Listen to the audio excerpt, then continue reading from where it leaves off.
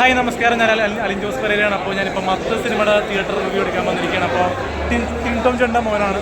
അപ്പോൾ എനിക്ക് സിനിമ കണ്ട് എനിക്ക് ആക്ച്വലി വളരെ ഇഷ്ടപ്പെട്ടു. ഞാൻ ആക്ടിങ്ങിനെ അപ്രീഷിയേറ്റ് ചെയ്തിട്ട് ഞാൻ കുറേ നാളെ ലാസ്റ്റ് 2016 ഒരു ദഫേദാർ എന്ന് പറഞ്ഞൊരു സിനിമ ഉണ്ടായി. അതിനായിരുന്നു ഞാൻ ലാസ്റ്റ് കണ്ണിൽ നോക്കി പറഞ്ഞത് ആക്ടിങ് കൊള്ളായിരുന്നു.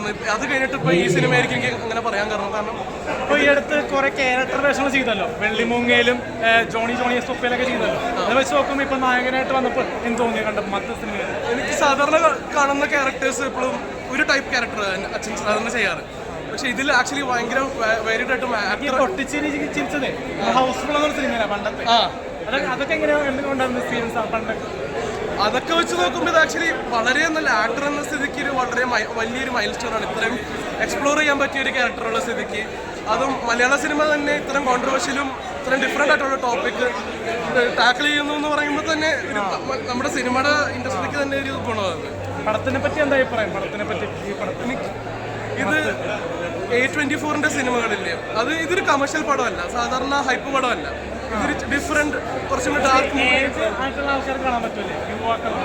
യുവാക്കൾക്കും സിനിമയോട് താല്പര്യമുള്ളവർക്ക് ഇത് ഇഷ്ടപ്പെടും. കാരണം ഇതൊരു ചെറിയ പിള്ളേർക്ക് ആണെങ്കിൽ അവർക്ക് പോണതിന് കുഴപ്പമില്ല, പക്ഷെ അവർക്ക് മനസ്സിലാവില്ല ഇതിന്റെ സിഗ്നിഫിക്കൻസ് എന്താണെന്ന് മനസ്സിലാവില്ല.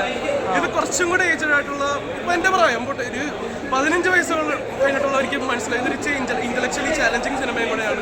സാധാരണ 18 വയസ്സ് കഴിഞ്ഞവർക്ക് കുറച്ച് വയലൻസ് ഒക്കെ ഉള്ള സിനിമയാണ്. അതൊക്കെ എങ്ങനെ അതാസ് എ പ്രോബ്ലം. അത് കറക്റ്റ് ഏജ് ഡെമോഗ്രാഫിക് അല്ലെങ്കിൽ അത് നേരായ വഴിയിലായിരിക്കില്ല മനസ്സിലാവുന്നത്. അപ്പൊ ചിലപ്പോൾ സിനിമ അപ്രീഷിയേറ്റ് ചെയ്യാനുള്ള കഴിവ് ചിലപ്പോൾ കിട്ടില്ല. പക്ഷെ കുറച്ചും കൂടെ പക്വത വന്ന ഇത് ആക്ച്വലി വളരെ സൈക്കോളജിക്കൽ ത്രില്ലിംഗ് ആയിട്ടുള്ളൊരു സിനിമയാണ്. അത് നമ്മളൊരു ഇത്രയും മെയിൻ സ്ട്രീം ആയിട്ടുള്ള ഒരു ക്രൂ ഇങ്ങനത്തെ ഒരു സിനിമ ചെയ്യുന്നത് പറയുന്നത് തന്നെ ഒരു വലിയ കാര്യം തന്നെ. മെയിനായിട്ട് ടിൻടോം ചേട്ടൻ തന്നെ മാത്രമാണല്ലോ കൂടുതൽ സ്പേസ് ഉള്ളത്. അതേപറ്റി നോക്കുന്നതാണെന്ന് പറയുന്നത് ഇത് ഒരു ആക്ടർ എന്ന സ്ഥിതിക്ക് വളരെ സ്പേസ് കൊടുക്കുന്ന ഒരു റോള് തന്നെയാണ്. And I am proud to say he is done. പണ്ടത്തെ സിനിമകളിലൊക്കെ ലാലേട്ടന്റെ മമ്മൂക്കന്റെ ഒക്കെ ഇടം കൈയും വലം കൈയൊക്കെ ആയിട്ട് ഓരോ സിനിമകളിലൊക്കെ അഭിനയിച്ചല്ലോ. അപ്പൊ അതിനെ പറ്റി നോക്കുമ്പോൾ ഇതിലേക്ക് വരുമ്പോൾ നല്ല സ്ക്രീൻ സ്പേസ് ഉണ്ടോ? അതെ, വളരെ ശരിയാ. അത് മാത്രമല്ല, ഞാൻ നേരത്തെ പറഞ്ഞ പോലെ ഒരു ആക്ടർ എന്ന സ്ഥിതിക്ക് എക്സ്പ്ലോർ ചെയ്യാൻ കുറേ സ്പേസ് ഉള്ള ഒരു ക്യാരക്ടർ. ഇതും ഇങ്ങനത്തെ ക്യാരക്ടർ ഞാൻ അധികം കാണാറുമില്ല. സാധാരണ എപ്പോഴും നേരത്തെ പറഞ്ഞ പോലെ സപ്പോർട്ടിങ് ആക്ടറായിട്ടും അത് ചെയ്യുമ്പോൾ തന്നെ he plays the same role he played any time. പക്ഷേ ഈ പ്രാവശ്യം ആദ്യമാണ്. ഇപ്പൊ 2013 നോക്കി കഴിഞ്ഞാൽ ദിലീപേട്ടൻ ചിത്രമുള്ളവരെ അദ്ദേഹം ഉണ്ട്, ചെറിയ റോളാണെങ്കിലും വന്നു പോകുന്നുണ്ട്.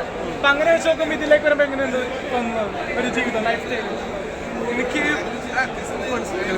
സിനിമയുടെ ലൈഫ് സ്റ്റൈല് മാറുന്നുണ്ടോ? ലൈക്ക് ഈ പറയുന്ന സിനിമകളെല്ലാം സിറ്റിയിലായിരിക്കും സെറ്റ് ചെയ്തിരിക്കുന്നത്.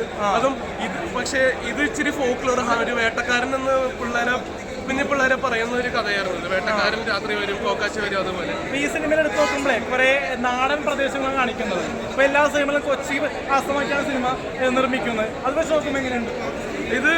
അങ്ങനത്തെ ഒരു കൾച്ചർ. കാരണം ഞാൻ സത്യം പറയാം, ഞാൻ സിറ്റിയിൽ തന്നെ ജനിച്ചു വളർന്നത്. എനിക്ക് ഇങ്ങനത്തെ പ്രദേശങ്ങളിലൊക്കെ സഞ്ചരിക്കാറുണ്ട്, പക്ഷേ ഇങ്ങനെ കാണാറില്ല. പക്ഷെ ഇത് ശരിക്കും ആ ലൈഫിലുള്ള എല്ലാ ടൈപ്പ് ആൾക്കാരും ഉണ്ടാവും അവിടുത്തെ.